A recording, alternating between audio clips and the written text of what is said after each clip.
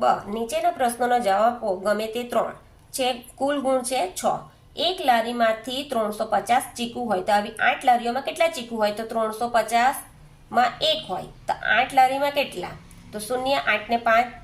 8 ને 5 400 શૂન્ય વધી 4 8 તાલી 24 24 ને 4 28 એટલે કેટલા ચીકુ હોય 2800 ચીકુ હોય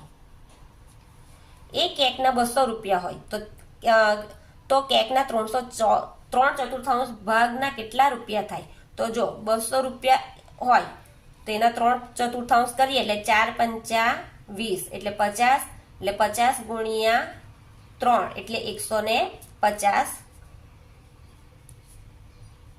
રૂપિયા એટલે કેટલા થાય 150 રૂપિયા થાય ત્રીજું 50 સેન્ટીમીટર લાંબા અને 20 સેન્ટીમીટર પહોળા લંબચોરસ ટેબલની સીમાનું માપ શોધો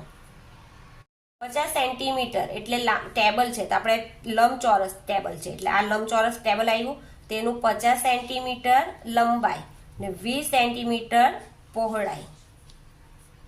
તો 50 છે તો 50 ને આ બાજુ આવશે 20 તો આનું માપ શું આવશે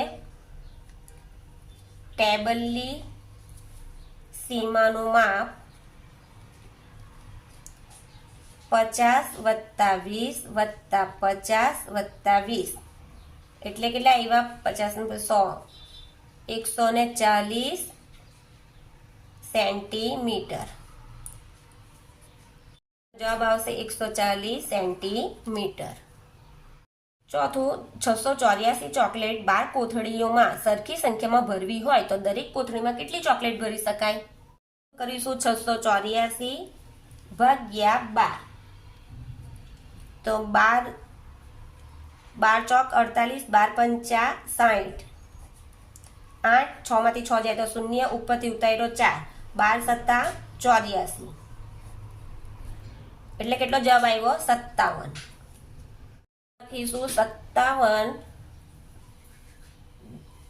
દરેક કોથળીમાં 57 ચોકલેટ